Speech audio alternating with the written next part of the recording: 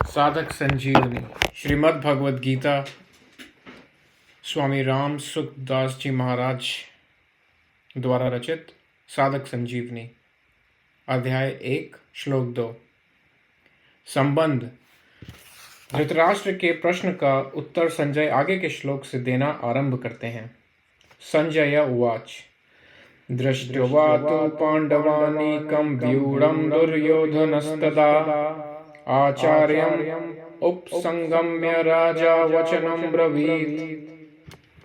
अर्थात संजय बोले, उस समय वज्रव्यूह से खड़ी हुई पांडव सेना को देखकर और द्रोणाचार्य के पास जाकर राजा दुर्योधन यह वचन बोले। इसकी व्याख्या।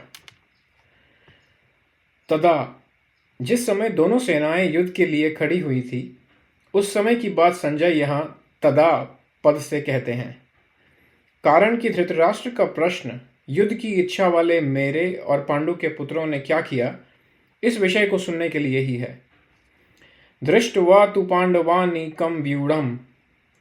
पांडवों की वज्र व्यूह से खड़ी सेना को देखने का तात्पर्य है कि पांडवों की सेना बड़ी ही सुचारू रूप से और एक ही भाव से खड़ी थी, अर्थात उनके सैनिकों में दो भाव नहीं थे, कोई मतभेद नहीं था।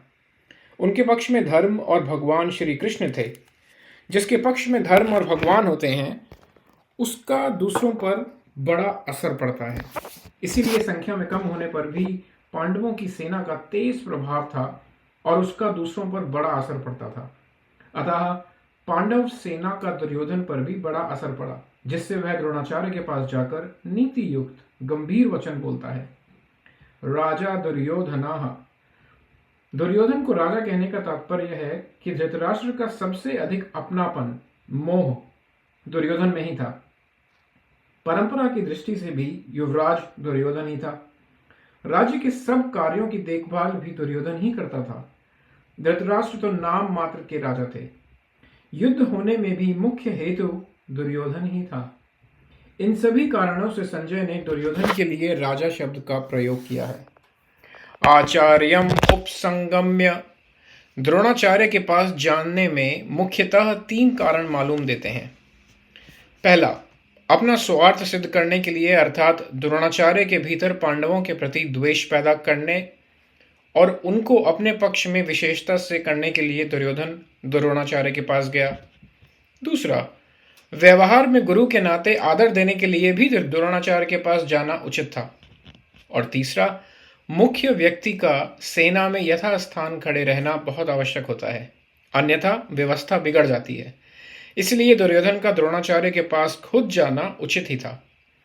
यहां शंका हो सकती है कि दुर्योधन को तो पितामह भीष्म के पास जाना चाहिए था, जो कि सेनापति थे, पर दुर्योधन गुरु द्रोणाचार्य के पास ही क्यों गया?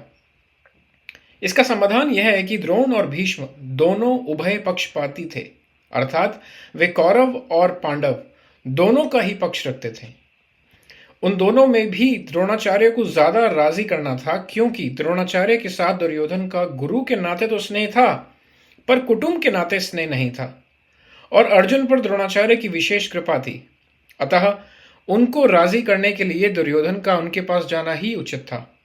व्यवहार में भी यह देखा जाता है कि जिसके साथ स्नेह नहीं है, उससे अपना स्वार्थ सिद्ध करने के लिए मनुष्य उसको ज्यादा आदर देकर राजी करता है। दुर्योधन के मन में यह विश्वास था कि भीष्म जी तो हमारे दादाजी ही हैं, अतः उनके पास ना जाऊं तो भी कोई बात नहीं है। ना जाने से अगर वे नाराज भी हो जाएंगे तो मैं किसी तरह से उनको राजी कर लूंगा। कारण कि पितामह भीष्म के साथ दुर्योधन का कौटुंबिक संबंध और स्नेह था ही।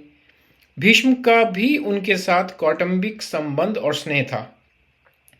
इसलिए भीष्म जी ने दुर्योधन को राजी करने के लिए जोर से शंख बजाया, जो कि पहले अध्याय के 12वें श्लोक में हम पढ़ेंगे या सुनेंगे। वचनम ब्रवीत। यहां अब्रवीत कहना ही पर्याप्त था, क्योंकि अब्रवीत क्रिया के अंतर्गत ही वचनम आ जाता है, अर्थात दुर्योधन बोलेगा तो वचन ही बोलेगा। इसलिए यहां वचनम शब्द की आवश्यकता नहीं थी। फिर भी वचनम शब्द देने का तात्पर्य है कि दुर्योधन नीति युक्त गंभीर वचन बोलता है, जिससे द्रोणाचार्य के मन में पांडवों के प्रति द्वेष पैदा हो जाए और वे हमारे ही पक्ष में रहते